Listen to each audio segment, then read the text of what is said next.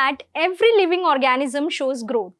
A bacterial cell, when divided into two, starts growing and attain an appropriate size. The seed, when sown, grows into a seedling and then becomes a whole plant. Similarly, fries grows into fishes, toddlers to adults, etc. These examples make the fact clear that growth is one of the most fundamental characteristics of a living organism. But what exactly does the word growth mean? And how is it achieved? Growth is an irreversible and permanent increase in the size of an organ or the parts of the organ or even an individual cell. Growth is achieved by metabolic process. Can you name what are the two major metabolic processes? Yes, it is catabolic process and anabolic process. And these processes occurs at the expense of energy. We know that plants obtain their energy directly from the sun and animals depend on plants to obtain energy. Now you could get a slight confusion here. If the increase in size of the leaf length is growth, how would we describe the swelling of wood when placed in the water?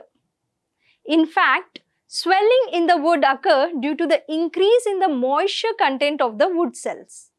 The wood will regain its original size when the conditions are dry. And as mentioned earlier, growth is irreversible and swelling of wood is reversible. Let us see how growth in plants take place. We have seen plants of different height, girths, etc. Unlike animals, growth in plant is unlimited and takes place throughout their life. Interesting, right? How does the phenomena of growth work for plants? Every plant has meristematic tissues in the shoot tips or root tips. These meristematic tissues have the capacity to divide and multiply, forming new cells. Let us recall that the newly formed cells loses their dividing potential and get adapted to perform assigned functions. Now let me ask you, what is the type of growth shown by these plants? This type of growth is known as open form of growth. So, does the meristematic cells stop dividing at any point in the lifetime of a plant? They do stop only when they get differentiated into a permanent cell or tissue. We have already learned that root apical meristem and shoot apical meristem is responsible for primary growth of a plant. In addition, in dicotyledons and gymnosperm, there is secondary growth too. Is it the apical root and shoot meristem that helps in the secondary growth of the plant? Or are there some other meristems too? Let's see. The secondary growth in plant is carried out by lateral meristem, which is commonly known as cambium. The vascular and cork cambium help to increase the girth of the stem and root. Now the question is, can we measure growth? The increase in the content of the protoplasm is generally considered as growth. It is difficult to measure the increase in the protoplasm directly. So growth is therefore measured by a variety of parameters. Some of them are increase in length, area, volume and cell number, increase in the biomass, etc. If we study these two cases, in case 1, the maize root apical meristem can produce around 17,500 new cells per hour. And in case 2, the cells of watermelon can grow up to 3,50,000 times in size. So, what is the difference between these two cases? In case 1, the growth is expressed as the increase in the number of cells, and in case 2, the growth is expressed as increase in the size of the cell. Similarly, how will we measure the growth of a pollen tube or the increase of leaf lamina? The growth of the pollen tube is measured in length. and the increase in leaf lamina is measured by surface area. Let's now move on to the phases of growth. A fetus when born is called a baby, right? A baby changes to infant, the infant into a child into a teenager, and a teenager into an adult. In the same manner, a plant has three phases of growth: meristematic growth, elongation, and maturation. To make it clear, let's take the case of this root tip. Here, the root apex is in the meristematic phase. The cells divide and multiply. Now, what are the characteristic features of the cells in this phase? The cell in this phase have large nuclei, dense protoplasm, thin and cellulosic cell wall, and many plasmodesmatal connections. Well, let's see the second phase, that is the elongation phase. By the name itself, we can predict that the cell in this phase increases in length and size. The cell in this phase have large vacuoles and increased cell wall depositions. The third phase of the plant growth is the maturation phase. Now let's try to quote the cell characteristics of this phase. The cells of this phase attain their maximum size, have thick cell walls, and protoplasmic modifications is visible. Now the next question arises: how fast does a cell grow? The growth of every cell is different.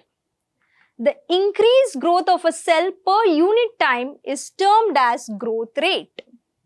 The growth rate can be expressed mathematically. There are varieties of ways by which an organism produces its cells. Based on the way the cell divides, we can classify growth into arithmetic growth and geometric growth. In your mathematics class, I'm sure you might have learned about arithmetic curve and geometric curve. These two growth rates in plants also follow the same principles of mathematics. Let's see. In case of arithmetic growth, if a cell in its mitotic cycle produces two daughter cells, only one of the daughter cell will take part in the further mitotic division and produces two more cells. This will continue and the number will increase at a constant rate. Now, look at the graph on the screen. The height of the plant is given in the y-axis and the time is taken on the x-axis. When we plot the values, we'll get a linear curve. Now, how can you express this mathematically? It is expressed as LT is equals to L0 plus RT, where LT is the length at the time t, L0 or L0 is the length at the time 0, R is the growth rate or elongation per unit time. For example, if the length of a plant is 4 cell at the time 0 and it increases by 4 cell in 1 hour, the LT after 4 hours will be LT is equals to L0 plus RT, that is LT isn't given here. L0 is 4 cells at the initial stage. R is 4 cells in 1 hour. So, we'll get LT is equals to 4 plus 4 into 4. That is 4 plus 16 is equals to 20 cells. Now that you're clear with the arithmetic growth, let's see what happens in the geometric growth. We'll take the case of the same cell undergoing mitotic cycle. To undergo the mitotic cycle, the first cell has to attain an appropriate size and the start is slow. We call it as lag phase. Once the cell reaches its appropriate size, it starts to divide. The point to be noted here is that both the daughter cells take part in the succeeding cycle and the process continues. So, one cell will change into 2 and then into 4 and so on. This phase where the cell multiplies at a faster rate is known as the log phase or exponential phase. Imagine that these cells are being grown in a nutrient broth. What will happen to the content of the broth after a particular time? Exactly. The nutrient content of the broth will decrease. Due to the decrease in the contents, the divisions of the cells stop, leading to a stationary phase. Now, if we plot a graph with these parameters, we'll get a curve similar to that shown on the screen. Did you notice that the curve looked like an alphabet S? The S-shaped curve is known as the sigmoid curve. Now, let me ask you a question here. Which type of growth curve is shown by plants in a natural environment? Resources on earth are limited. Hence, the type of growth curve shown by cells, tissues or the organs of a plant is the exponential growth curve. Let's see how this geometric curve is expressed mathematically.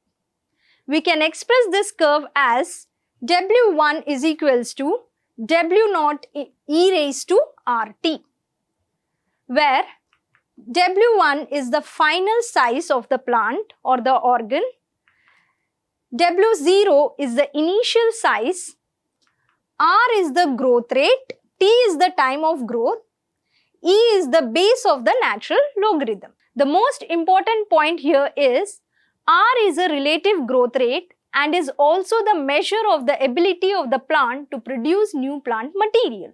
So, the final size of the plant will depend on the initial size. Apart from all these methods, there are two ways to make a quantitative comparison between the growth of living system. They are absolute growth rate, which is the measurement and the comparison of total growth per unit time, and relative growth rate, that is the growth of the given system per unit time expressed on a common basis. Relative growth rate is equal to the growth in given time period divided by measurement at the start of time period. Now, look at the image of two leaves shown on the screen. The initial size of this leaf is 5 cm square and 50 cm square. After a period of time, the area got increased to 10 cm square and 55 cm square. Which leaf shows a high relative growth rate? Shall we try to find it out? In the case of leaf A, the initial size is 5 cm square. The absolute growth rate will be 10 cm square minus 5 cm square, that is 5 cm square. According to the equation, the relative growth rate will be 5 cm square divided by 5 cm square into 100. That is equal to 100%. In case of leaf B, the initial size is 50 cm square. Hence, the absolute growth rate will be 55 cm square minus 15 cm square, that is 5 cm square. Now, the relative growth rate will be 5 cm square divided by 50 cm square into 100, which is equal to 10%. From this calculation, it's very clear that leaf A shows a higher relative growth rate. Let's now see what are the conditions required for growth. If I ask you what are the conditions required by plants for their proper growth, you may answer water, air, nutrients, etc. All these factors are necessary for the growth of the plant. Water helps to increase the intercellular content and help in cell enlargement. It provides a medium for enzymatic activities to take place. Similarly, the oxygen present in the air helps to release energy required for various metabolic activities. And finally, the nutrients. Can you say what purpose do nutrients serve for the plants? They are required for the synthesis of protoplasm. Also, They act as a source of energy. Apart from these three, plants also requires an optimum temperature, light and gravity for their proper growth and development. The optimum temperature range varies from one species to another. Any change in the optimum range will be detrimental to the plants and they will not be able to survive. Now that we are clear with the feature related to the growth of the plant, what will happen to the growth of the plant if the amount of chlorophyll is less in the growing plants? Try to answer this. Let's now summarize what we have learned in this session.